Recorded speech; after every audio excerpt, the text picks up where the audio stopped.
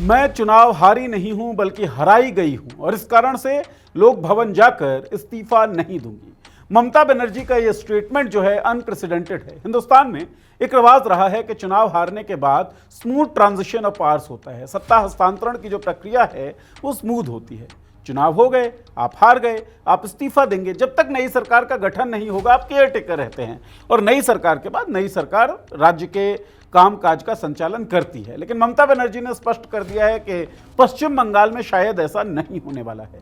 चुनाव बहुत सामान्य सी बात है, होते रहते हैं, हार जीत भी होती रहती है। पिछले कई चुनावों से आरोप भी लगातार लग रहे हैं कि चुनाव की जो प्रक्रियाएं हैं वो दोषपूर्ण हैं और भारतीय जनता पार्टी उन प्रक्रियाओं पर कंट्रोल कर रही है। लेकिन जो बंगाल में हो रहा है, ममता बनर्जी जो स्टैंड ले रही हैं वो अनप्रेसिडेंटेड है। इस ट्रेंड के क्या मायने होंगे ये वक्त बताएगा, लेकिन एक बात तय है कि कुछ ऐतिहासिक घट रहा है। फिलहाल द पॉलिटिक्स शो के इस एपिसोड में हम लोग बातचीत करेंगे उन आरोपों पर जो आरोप भारतीय जनता पार्टी पर लगे कि चुनाव आयोग के जरिए वो चुनावों को इम्पैक्ट करने की कोशिश कर रही है।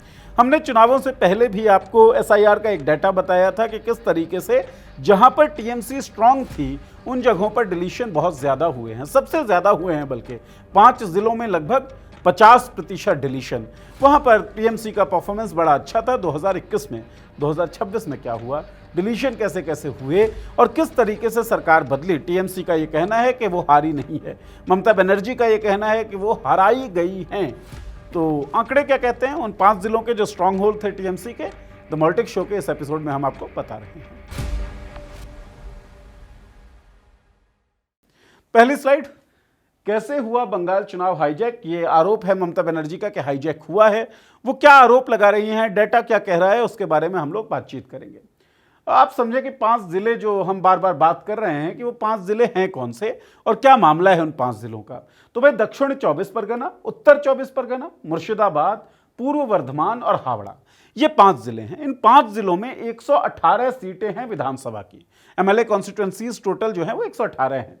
पूरे बंगाल से करीब 27 लाख नाम हटाए गए। एडजुडिकेशन प्रोसेस में जो नाम थे उनमें 27,16,000 वोट जो हैं वो पूरे बंगाल से कटे और इनमें से 13,45,000 वोट जो थे, 27,16,000 में से 13,45,000 वोट जो हैं वो इन 5 जिलों से कटे। 5 जिलों से लगभग 50%, 49.53% वोटर डिलीशन हुआ है। इन 5 जिलों में इलेक्टोरल परफॉर्मेंस क्या था 2021 में, वो आप देखिए।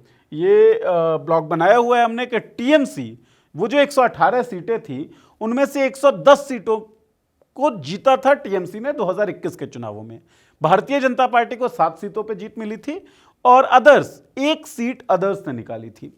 मतलब टीएमसी लगभग इन 118 जो सीट थे 5 जिलों के उनको डोमिनेट कर रही थी, लगभग उसने क्लीन स्वीप कर दिया था। 2026 में स्थिति बदल गई। ये वो इलाका था जो कहा जाता था कि गढ़ है, ऐसा गढ़, अभेद्य किला जैसा जहां कोई घुस नहीं सकता है ना। 2026 में न केवल एंट्री हुई बल्कि इस गढ़ को जीता भारतीय जनता पार्टी ने। डाटा कहते हैं इन 5 जिलों में 118 में से 51 सीटें जो हैं वो टीएमसी ने इस बार जीती। पिछली बार 110 थी, इस बार 51 रह गई। भारतीय जनता पार्टी जो इन 5 जिलों से पिछले चुनाव में केवल 7 सीट जीत पाई थी वो 7 से 60 पर पहुंच गई। 60 सीटें बीजेपी ने जीती और अदर्स जो हैं वो 6 लोग जो हैं अदर मतलब टीएमसी और बीजेपी के अलावा थे जिन्होंने इन 118 सीटों में से 6 सीटें हासिल की। 1 सीट जो है उसका रिजल्ट जो है डिक्लेयर नहीं हुआ है, फाल्टा विधानसभा है वो। तो ये 5 जिले जो स्ट्रांग होल्ड थे टीएमसी के, ममता बनर्जी के, वहां पर न केवल इंट्रूजन हुआ बीजेपी का बल्कि बहुत जबरदस्त इंट्रूजन हुआ। डेटा क्या कह रहे हैं वो हम आपको बताते हैं। देखिए दक्षिण 24 परगना 2021 में यहां पर टोटल सीट्स कितनी थी, 31, और 2021 में टीएमसी 30 सीट जीतती है 31 में से दक्षिण 24 परगना में। भारतीय जनता पार्टी 0, राष्ट्रीय सेक्युलर मजलिस पार्टी जो है वो 1 सीट जीतती है। एसआईआर में जो स्पेशल इंटेंसिव रिवीजन हुआ वोटर रोल का, उसमें 2,22,929 वोट इस जिले से कटे, 2,22,929। 2026 में जहां टीएमसी 30 सीट जीतती है 21 में, 26 में 19 सीटों पे आ जाती है। भारतीय जनता पार्टी 10 सीटों पे आती है, एक भी सीट नहीं थी, 10 का राइज है और डिक्लाइन है टीएमसी का 11 सीटों का। ऑल इंडिया सेक्युलर फ्रंट जो है वो 1 सीट जीतती है और फाल्टा सीट का रिजल्ट डिक्लेयर नहीं होता है। तो ये थी दक्षिण 24 परगना की स्थिति। टीएमसी 11 सीट डिक्लाइन हो रही है, भारतीय जनता पार्टी 10 सीटें राइज कर रही है और टोटल जो वोटर डिलीशन हुआ था वो 2,22,929। उत्तर 24 परगना जो 5 जिले थे उनमें से एक जिला ये है। 2021 में 33 कुल विधानसभा थी। 2021 में टीएमसी जीतती है 28 और 2026 में टीएमसी 17 सीटें डाउन होती है उत्तर 24 परगना में। 17 सीटें कम हो रही हैं। भारतीय जनता पार्टी 17 सीटें बढ़ जाती है, 5 जीत रही है वो 2021 में और 2026 में 22 सीटें जीतती है BJP. SIR special intensive revision में उत्तर 24 परगना में 3,25,666 वोट काटे गए। डेटा हम केवल आपको बता रहे हैं, आपको क्या समझ में आता है वो आपकी टिप्पणियों का हमको इंतजार भी रहेगा। मुर्शिदाबाद तीसरा जिला है ये। 2021 में मतलब टोटल जो सीट थी मुर्शिदाबाद में 22 विधानसभाएं थी। टीएमसी 22 में से 20 सीट जीतती है 2021 के चुनाव में, लेकिन इस बार 11 सीटों का नुकसान हो गया। मुर्शिदाबाद के अंदर टीएमसी को 9 सीटें जीत पाई। भारतीय जनता पार्टी जब 2 सीट जीतती है 2021 में, वो 6 सीटों का इजाफा करती है और 8 सीटें जीतती है। इंडियन नेशनल कांग्रेस एक भी सीट नहीं थी, 2 सीटें जीत रही है। सीपीआईएम जो है वो 1 सीट जीत रही है और एजेयूपी जो है वो 2 सीटें जीत रही है। ये मुर्शिदाबाद की कहानी थी। मुर्शिदाबाद में टोटल जो वोट कटे वो 4,55,137 वोट थे। यहां पर बीजेपी का राइज 6 सीटों का और टीएमसी का डिक्लाइन जो है वो 11 सीटों का हुआ।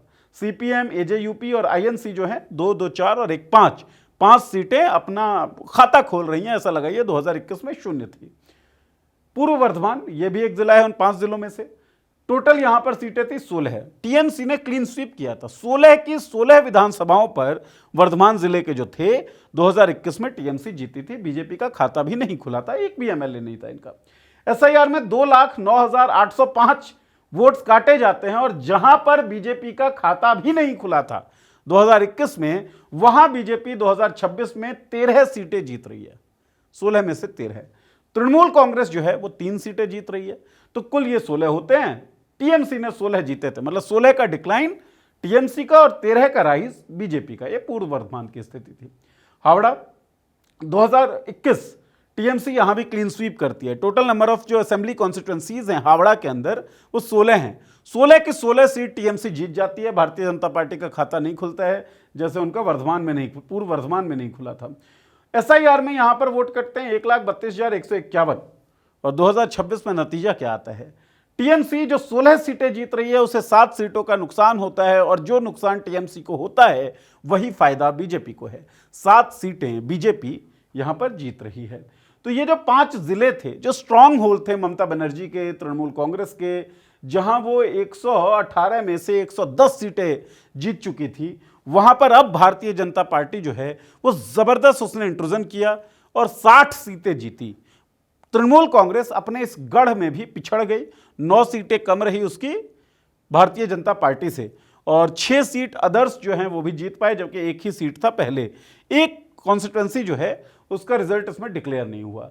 आरोप एसआईआर पर खूब सारे लग रहे हैं। एसआईआर देखिए ऐसी प्रक्रिया है, वोटर डिलीशन तो होता है, जो रूटीन वोटर डिलीशन है वो हर जगह हुआ, लेकिन स्पेशल इंटेंसिव रिवीजन लगभग 60 लाख वोटर ऐसे थे जो एडजुडिकेशन के बाद ऐसा कहा गया कि भाई आपके दस्तावेजों में दिक्कत है, गड़बड़ी है, आपको प्रूव करना पड़ेगा कि आपके दस्तावेज सही हैं और आप बिल्कुल काबिल वोटर हैं, योग्य वोटर हैं, आपको वोट देने दिया जाए।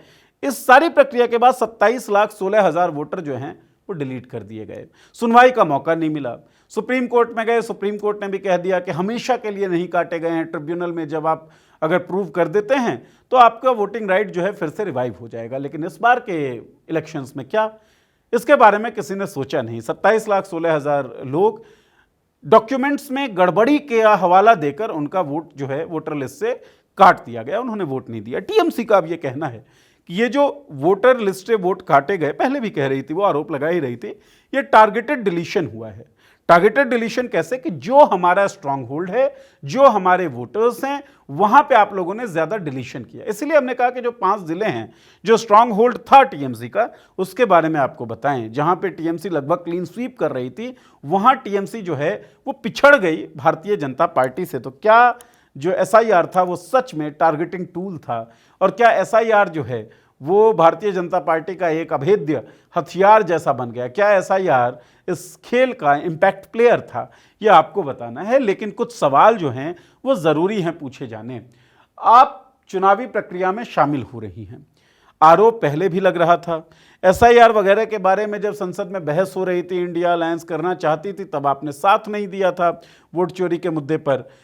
आप प्रक्रियाओं में हिस्सेदारी कर रही हैं, फिर आप चुनाव हार रही हैं, प्रक्रियाएं दोषपूर्ण बता रही हैं, फिर आप कहती हैं आप इस्तीफा नहीं देंगी। क्या केवल वोट रिगिंग जैसा कि आरोप लग रहा है, अगर वो जायज भी है, तो क्या केवल वोट रिगिंग से ये चुनाव जीता गया है या कुछ और भी कारण थे, कुछ और भी सवाल हैं? क्योंकि ये सवाल उठ रहे हैं तो ये सवाल हमें लगा कि पूछना बहुत जरूरी है। क्या सिर्फ एसआईआर और वोट डिलीशन ने टीएमसी को हराया या 15 सालों के सत्ता का बोझ भी था? एक रूटीन मतलब एक स्वाभाविक चीज होती है एंटी इनकम्बेंसी। बीजेपी 240 पे आ गई तीसरे चुनाव में, लोकसभा के जब इलेक्शंस हुए। लेकिन अब जब प्रक्रियाएं दोषपूर्ण होती हैं ना, और कई बार ऐसा लगता है, क्योंकि वो एंटी इनकम्बेंसी बिहार में नहीं दिखती, लेकिन एंटी इनकम्बेंसी एक जायज फैक्टर तो होता ही होता है। तो क्या एंटी इनकम्बेंसी प्ले में आया है? क्या जो आरजी कर रेप मर्डर केस था, बहुत ज़्यादा ये चला, इसके जो विक्टिम थी उसकी मां को भारतीय जनता पार्टी ने टिकट भी दिया, बहुत छवि का जो हनन है वो हुआ ममता बनर्जी का उस पूरे मामले में। तो वो जो स्थिति थी वो इनके खिलाफ गई क्या? शिक्षक भर्ती घोटाले, मंत्रियों के भ्रष्टाचार, ईडी सीपीआई की छापेमारी, और खासतौर पे चुनावों से पहले ही जिस तरीके से हुई, क्या उसके कारण पूरा जो परसेप्शन था ममता बनर्जी का वो खराब हुआ? टीएमसी ने खुद सांप्रदायिक राजनीति खेलकर बीजेपी को वो जमीन दी क्या जिस पर वो खड़ी हो सके? देखिए, सांप्रदायिकता को सांप्रदायिकता से लड़ा नहीं जा सकता है, सांप्रदायिकता को सांप्रदायिकता से आप कॉन्टेस्ट नहीं कर सकते हैं। एक्सट्रीमिज्म जो है वो एक्सट्रीमिज्म का हमेशा कॉम्प्लीमेंट्री ही रहेगा। मतलब दो तरह के एक्सट्रीमिस्ट जो हैं वो इकट्ठे ही रह सकते हैं, उनके बीच में कोई मुकाबला नहीं है। और हमने देखा है किस तरीके से आज़ादी से पहले भी हिंदू महासभा और मुस्लिम लीग ने मिलकर सरकार चलाई थी। एक्सट्रीमिस्ट जो फोर्सेस थे वो इस बात में यकीन करते थे, चाहे वो मुसलमान हो चाहे वो हिंदू हो, कि टू नेशन थ्योरी जायज़ है और हिंदुस्तान में सारे धर्मों के लोग नहीं रह सकते, और टू नेशन थ्योरी के दम पर ही पाकिस्तान जो है वो अलग मुल्क बनता है। जिन्ना इसकी पैरोकारी करते हैं, विनायक दामोदर सावरकर जो हैं वो भी इसकी पैरोकारी करते हैं। तो एक्सट्रीमिस्ट फोर्सेस जो हैं वो एक दूसरे को कॉम्प्लीमेंट करते हैं। तो क्या यहाँ पर कोई गलती हुई ममता बनर्जी से? क्या बेरोजगारी और महंगाई से तंग जनता ने बदलाव के लिए इस तरह की वोटिंग की है? ये भी एक सवाल उठता है। हालांकि संभावनाएं हो सकता है, बिल्कुल हो सकता है रोष हो जनता के मन में, और बिना रोष के इस तरह का रिजल्ट जो है दिखता भी नहीं है। बंगाल में जितने लोग रह रहे हैं उनका ये कहना है कि भाई गुंडागर्दी तो है, और बंगाल में आप थर्ड आई हम लोगों का एपिसोड आप देखते हैं पंकज जी के साथ जो हमारी चर्चा होती है, पंकज जी से डिस्कशन हो रहा था। पंकज जी कहते हैं कि भाई बंगाल में कार्यकर्ता जो है ना वो समर्थक नहीं होता या पार्टी के समर्थक नहीं होते। आप बंगाल में जाएंगे और अगर आपको बंगाल के मिजाज की हल्की सी जानकारी होगी तो वहाँ ये लोग नहीं कहते कि मैं टीएमसी का समर्थक हूँ या मैं बीजेपी का समर्थक हूँ या मैं कांग्रेस का समर्थक हूँ या मैं लेफ्ट का समर्थक हूँ। वहाँ लोग कहते हैं हम टीएमसी करता है, हम बीजेपी करता है, हम कांग्रेस करता है, मतलब वो करते हैं। सो उनकी इन्वॉल्वमेंट बहुत ज़बरदस्त है और गुंडागर्दी भी बहुत ज़बरदस्त है पॉलिटिकल जो वर्कर्स हैं उनके।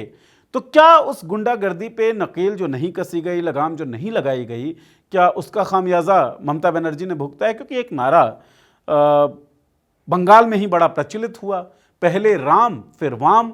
तो वामपंथी जो सरकार थी जब वो अपदस्थ होती है और ममता बनर्जी उनको रिप्लेस करती हैं, तो क्या ऐसा हो सकता है कि जितने लोग भारतीय जनता पार्टी के पक्ष में फिलहाल दिख रहे हैं वो दरअसल बीजेपी के पक्ष में ना भी हों लेकिन तृणमूल कांग्रेस के विरोध में हों? तो ये एक जायज सवाल भी है जिसके बारे में सोचना चाहिए। और क्या लेफ्ट और कांग्रेस का सफाया होने से सारा एंटी टीएमसी वोट जो है वो सीधे बीजेपी के झोले में गया, जो हम बात कर रहे थे? तो ये बहुत सारे फैक्टर्स जो हैं वो हो सकते हैं, पर यह कहना कि एसआईआर या फिर प्रक्रियागत दोष जो है वो कोई फैक्टर नहीं है, ये भी गलत होगा। और केवल प्रक्रियागत दोष की वजह से ही ये परिणाम रहा है, ये भी मुझे लगता है ओवर एग्जेजरेशन होगा। क्या आपको लगता है? आप जरूर बताइए। और ममता बनर्जी इस्तीफा नहीं दे रही हैं, अभी तक उन्होंने कहा है। आगे क्या होता है, पल पल की खबर हम आपको देते रहेंगे। हमारे साथ जुड़े रहिए, सब्सक्राइब करिए हमारा चैनल, बेल का आइकन दबा दीजिए ताकि वीडियोस के नोटिफिकेशन आपको मिलती रहे। शुक्रिया।